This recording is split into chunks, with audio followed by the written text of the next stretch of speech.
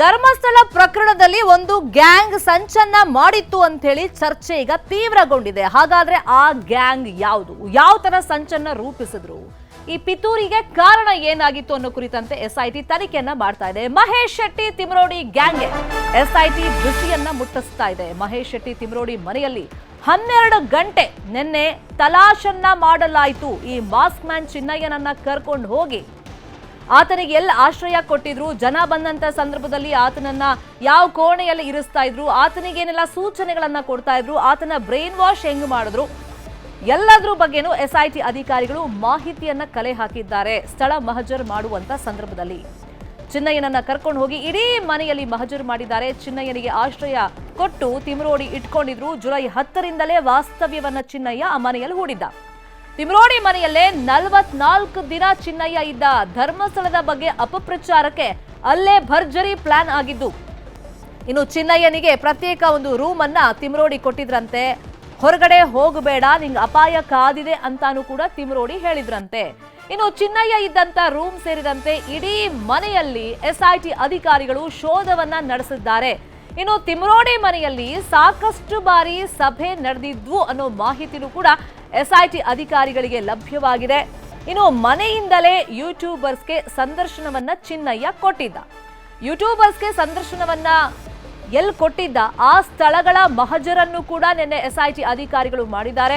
ತಿಮ್ರೋಡಿ ಅವರ ಸಹೋದರ ಅಂದ್ರೆ ಅವ್ರ ತಮ್ಮ ಮೋಹನ್ ಶೆಟ್ಟಿ ಅವ್ರ ಮನೆಯಲ್ಲೂ ಕೂಡ ಶೋಧವನ್ನ ಮಾಡಿದ್ದಾರೆ. ತಿಮ್ರೋಡಿ ಸೇರಿದಂತೆ ಎಲ್ಲರಿಗೂ ನೋಟಿಸ್ ಕೊಡೋದಕ್ಕೆ ಈಗ ಎಸ್ಐಟಿ ಸಿದ್ಧತೆಯನ್ನ ಮಾಡಿಕೊಂಡಿದೆ. ತಿಮ್ರೋಡಿ ಮನೆಯಲ್ಲಿ ಶೋಧದ ವೇಳೆ ಯಾವುದೇ ದಾಖಲೆಗಳು ಸಿಕ್ಕಿಲ್ಲ ಅಂತೇಳಿ ಮಾಹಿತಿಗಳ ಲಭ್ಯವಾಗಿದೆ. ತಿಮ್ರೋಡಿ ಮನೆಯಲ್ಲಿ ಸಭೆ ಮಾಡಿದಂತ ಎಲ್ಲರನ್ನೂ ವಿಚಾರಣೆಗೆ ಕರೆಸೋದಕ್ಕೆ ಎಸ್ಐಟಿ ತಯಾರಿಗಳನ್ನ ಮಾಡಿಕೊಂಡಿದೆ. ನೋಟಿಸ್ ಕೊಡೋದಕ್ಕೆ ಈಗ ತಯಾರಿಗಳಾಗ್ತಾ ಇದೆ. ಇದೇ ವಿಷಯವಾಗಿ ಇನ್ನಷ್ಟು ಡೀಟೇಲ್ ಆಗಿ ಇನ್ಫಾರ್ಮೇಶನ್ ಕೊಡ್ತಾ ಹೋಗೋದಕ್ಕೆ ಒಂದ್ಸಗೆ ನೇರ ಸಂಪರ್ಕದಲ್ಲಿ ಕನೆಕ್ಟ್ ಆಗಿದ್ದಾರೆ ನಮ್ಮ ರಿಪೋರ್ಟರ್ ಕಿಶನ್ ಶೆಟ್ಟಿ. ಕಿಶನ್, ಈಗ ಆ ಗ್ಯಾಂಗ್ ನಲ್ಲಿ ಯಾರ್ಯಾರಿದ್ರು, ಚಿನ್ನಯ್ಯನಿಗೆ ಆಶ್ರಯ ಕೊಟ್ಟಿದ್ದು ಯಾಕೆ, ಜೊತೆಗೆ ಆತನ ಬ್ರೈನ್ ವಾಶ್ ಮಾಡಿದಕ್ಕೆ ಸಂಬಂಧಪಟ್ಟಂತೆ ತುಂಬಾ ಚರ್ಚೆಗಳು ಆಗ್ತಾ ಇದೆ. ಸೊ ಇವತ್ತು ಅದರ ಮುಂದುವರೆದ ಭಾಗವಾಗಿ ಮಹಜರ್ ಪ್ರಕ್ರಿಯೆ ಆಗುತ್ತಾ ಅಥವಾ ಇವತ್ತೇ ನೋಟಿಸ್ ಕೊಡ್ತಾರಾ ಆ ಗ್ಯಾಂಗ್, ಏನೆಲ್ಲ ಮಾಹಿತಿ ಸಿಗ್ತಾ ಇದೆ ಕಿಶನ್? ಶರ್ಮಿತಾ, ನಿನ್ನೆ ಮಧ್ಯರಾತ್ರಿ ತನಕ ತಿಮರೋಡಿ ಸಹೋದರರ ಮನೆಯಲ್ಲಿ ಶೋಧ ಕಾರ್ಯವನ್ನ ಮಾಡಿದಂತಹ ಎಸ್ಐಟಿ ತಂಡ ಮತ್ತೆ ಚಿನ್ನಯ್ಯನನ್ನ ಕರ್ಕೊಂಡು ಬಂದು ಎಸ್ಐಟಿ ಕಚೇರಿಯಲ್ಲಿ ವಿಚಾರಣೆ ಮಾಡ್ತಾ ಇದೆ. ಇವತ್ತು ನೋಟಿಸ್ ಕೊಡುವಂತಹ ಸಾಧ್ಯತೆಗಳು ಬಹುತೇಕ ಕಡಿಮೆ ಇದೆ. ಆದರೆ ಮುಂದಿನ 2 ದಿನಗಳ ಒಳಗಾಗಿ ಎಲ್ರಿಗೂ ಕೂಡ ನೋಟಿಸ್ ಕೊಡುವಂತಹ ಸಾಧ್ಯತೆಗಳು ಕೂಡ ಇದೆ. ಅದು ಮಹೇಶ್ ಶೆಟ್ಟಿ ತಿಮರೋಡಿ ಆಗಿರ್ಬೋದು, ಗಿರೀಶ್ ಮಠನ್ ಅವರಾಗಿರ್ಬೋದು, ಜಯಂತಿ ಆಗಿರ್ಬೋದು, ಇನ್ನುಳಿದಂತ ಪ್ರಮುಖರಿಗೆ ನೋಟಿಸ್ ಕೊಡುವಂತಹ ಸಾಧ್ಯತೆಗಳು ಕೂಡ ಇದೆ.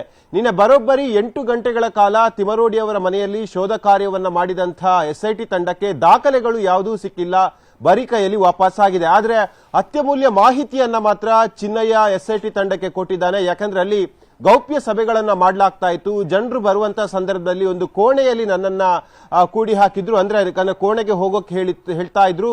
ಗೌಪ್ಯತೆಯನ್ನ ಬಹಳಷ್ಟು ಕಾಪಾಡಿಕೊಳ್ಳಲಾಗ್ತಾ ಇತ್ತು ಎಂಬ ಮಾಹಿತಿಯನ್ನ ಹೇಳ್ತಾ ಇದ್ದ.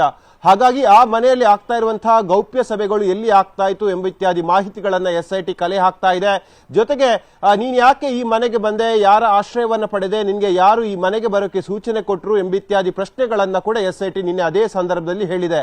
ಆದ್ರೆ ಚಿನ್ನಯ್ಯ ಹೇಳ್ತಾ ಇರುವಂತದ್ದು, ಕೆಲ ಹೋರಾಟಗಾರರು ಮಹೇಶ್ ಶೆಟ್ಟಿ ತಿಮರೋಡಿ ಅವರ ಮನೆಯಲ್ಲಿದ್ರೆ ನೀನು ಸೇಫ್ ಆಗಿರ್ತೀಯ ಅನ್ನೋ ಕಾರಣಕ್ಕಾಗಿ ತಿಮರೋಡಿ ಅವರು ನನಗೆ ಆಶ್ರಯವನ್ನ ಕೊಟ್ಟರು. ಇದರ ಹೊರತಾಗಿ ಯಾವುದೇ ರೀತಿಯಾಗಿ ಬೆದರಿಕೆ ಅಥವಾ ಯಾವುದೇ ರೀತಿಯಾದ ಆಮಿಷಕ್ಕೆ ನಾನು ಈ ಮನೆಗೆ ಬಂದಿಲ್ಲ ಎಂಬ ಹೇಳಿಕೆಯನ್ನ ಚಿನ್ನಯ್ಯ ಕೊಡ್ತಾ ಇದೆ ಎಂಬ ಮಾಹಿತಿ ಸದ್ಯಕ್ಕೆ ಬೆಳಕಿಗೆ ಬರ್ತಾ ಇದೆ. ಈ ನಿಟ್ಟಿನಲ್ಲಿ ಎಲ್ಲ ಆರೋಪಗಳ ಬಗ್ಗೆ ಗಿರೀಶ್ ಮಠನ್ ಅವರು ನಿನ್ನೆ ಪ್ರತಿಕ್ರಿಯೆ ಕೊಟ್ಟಿದ್ದಾರೆ. ಎಲ್ಲ ಆರೋಪಗಳು ಸುಳ್ಳು, ನಾವು ಯಾವುದೇ ಕಾರಣಕ್ಕಾಗಿ ಚಿನ್ನಯ್ಯನನ್ನ ತಮ್ಮ ಮನೆಯಲ್ಲಿ ಕೂಡಿ ಹಾಕಿಲ್ಲ. ಆತನೇ ಸ್ವ ಇಚ್ಛೆಯಿಂದ ಬಂದು ಆ ಮನೆಯಲ್ಲಿದ್ದ. ಆತನ ಕುಟುಂಬಸ್ಥರು ಕೂಡ ನಮ್ಮ ಮನೆಯಲ್ಲಿದ್ದಂತ ಸಂದರ್ಭದಲ್ಲಿ ಬಂದು ಹೋಗ್ತಾ ಇದ್ರು. ಹೇಗೂ ಎಸ್ಐಟಿ ಅವರು ಸಿಸಿ ಕ್ಯಾಮೆರಾಗಳನ್ನ ಪರಿಶೀಲನೆ ಮಾಡ್ತಾರೆ, ಅದರಲ್ಲಿ ಚಿನ್ನಯ್ಯನ ಕುಟುಂಬಸ್ಥರು ಕೂಡ ಕಾಣಬಹುದು.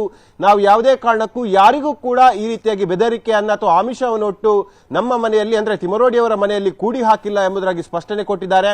ಇವತ್ತು ಮಹಜರು ಪ್ರಕ್ರಿಯೆ ನಡೆಯುವಂತಹ ಸಾಧ್ಯತೆಗಳು ಬಹುತೇಕ ಕಡಿಮೆ ಇದೆ. ಆದರೆ ಆಂತರಿಕವಾಗಿ ಆಗುವಂತಹ ಎಲ್ಲ ವಿಚಾರಣೆಗಳು ಇವತ್ತು ನಡೆಯುವ ಸಾಧ್ಯತೆಗಳು ಕೂಡ ಇದೆ. ನಾಳೆ ಅಥವಾ ನಾಡಿದ್ದು ಮಹೇಶ್ ಶೆಟ್ಟಿ ತಿಮರೋಡಿ ಮತ್ತು ಅವರ ಜೊತೆ ಗುರುತಿಸಿಕೊಂಡಿರುವಂತಹ ಹೋರಾಟಗಾರರಿಗೆ ನೋಟಿಸ್ ಕೊಟ್ಟು ವಿಚಾರಣೆಗೆ ಒಳಪಡಿಸುವಂತಹ ಸಾಧ್ಯತೆಗಳು ಈಗ ಬಹುತೇಕವಾಗಿ ಕಾಣ್ತಾ ಇರುವಂತದ್ದು. ಶರ್ಮಿತಾ.